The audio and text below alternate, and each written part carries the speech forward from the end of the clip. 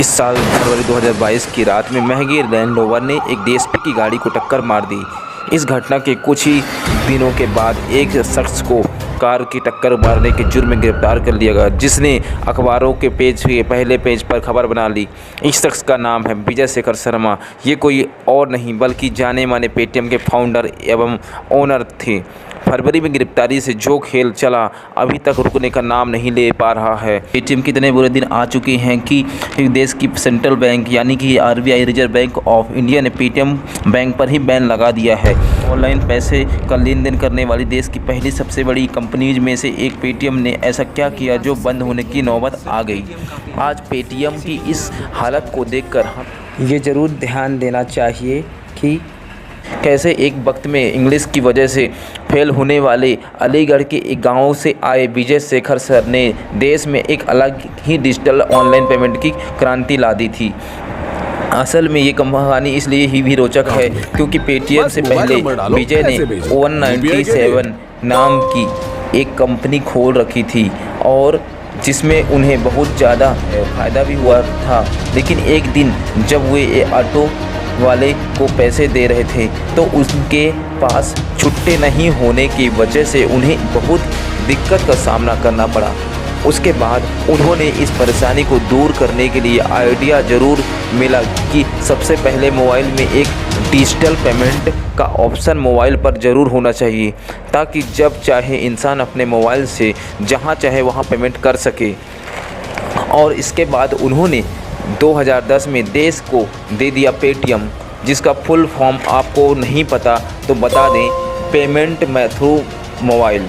शुरू में अगर आपको याद हो तो पेटीएम भी मोबीक्विक और ऑक्सीजन वॉलेट की तरह सिर्फ मोबाइल रिचार्ज और डीटीएच का रिचार्ज करने के काम आता था। लेकिन साल दर साल पेटीएम की सुविधाएं ऐड होने लगी और फिर रेलवे ने एक ऑप्शन के तौर पर अपने पेटीएम को ऑप्शन में जोड़ दिया। इसके बाद पेटीएम का वॉलेट तो चल गया, लेकिन पेटीएम को असली तरक्की की कहानी अगर आपको याद हो तो तब शुरू हुई जब 2016 में मोदी जी ने देश में नोटबंदी कर दी। 12 बजे से 500 रुपये और 1000 रुपये के करेंसी नोट लीगल टेंडर नहीं रहे। डिजिटल इंडिया के नारे पर जोर दिया, जिसकी वजह से पेटीएम लगभग हर एंड्रॉयड मोबाइल पर इंस्टॉल हो चुका था। जिसके बाद तो मानो तरक्की पेटीएम की चलती रही। उसी दौरान जब देश में यूपीआई आने की बात शुरू हुई तो पेटीएम ने भी 2017 में अपना पेमेंट बैंक का लॉन्च कर दिया, जिसके लिए पेटीएम वॉलेट वाले कस्टमर को कुछ करना नहीं था, बस केवल केवाईसी करानी थी। उसके बाद वह पेटीएम बैंक के कस्टमर बन जाते थे। पेटीएम का ये आइडिया भी काम करने लगा और पिछले वर्ष की वित्तीय वर्ष के आंकड़े के अनुसार पेटीएम पेमेंट बैंक में करीब 6.5 करोड़ अकाउंट खुल चुके।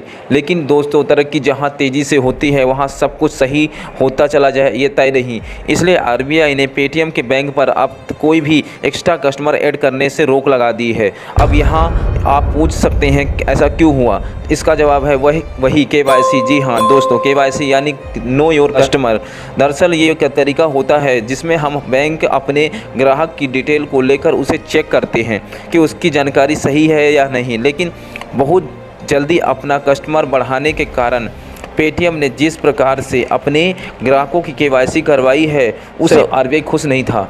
इसलिए आरबीआई ने अपने अधिकार क्षेत्र के तहत कानूनों के साथ साथ बैंकिंग अधिनियम 1949 के आर्टिकल 35A के तहत पेटीएम पेमेंट बैंक लिमिटेड को नए ग्राहक के खाते खोलने पर तत्काल प्रभाव से रोक लगाने के आदेश दिया है। पेटीएम पेमेंट बैंक को ये निर्देश है कि अपने आईटी सिस्टम को अच्छे से ऑडिट करने के लिए आईटी ऑडिट टीम तय करें। आरबीआई फिर उस आईटी ऑडिटर की रिपोर्ट का रिव्यू करेगा और उसके बाद फैसला करेगा कि पेटीएम पेमेंट बैंक को नए ग्राहकों को जोड़ने की अनुमति दी जाए या नहीं।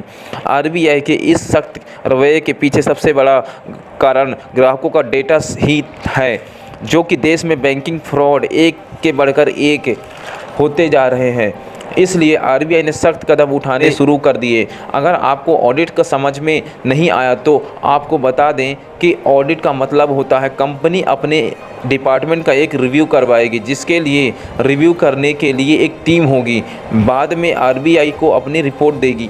अपने पेमेंट बैंक लोन के अलावा भी पेटीएम का एक बड़ा झटका तब लगा जब पेटीएम का शेयर मार्केट में रजिस्टर्ड हुए और जिन लोगों ने इस पर पैसे लगाए उनके पैसे डूब गए, क्योंकि 2000 के करीब का शेयर आरबीआई के फैसले से पहले ही गिरकर लगभग 700 की गिरावट पर आ गया था। जिसके बाद रिजर्व बैंक के इस फैसले से तय है कि पेटीएम को शेयर मार्केट से भी बहुत बड़ा झटका लगेगा। इससे कंपनी को बहुत बड़ा फाइनेंशियल लॉस होगा।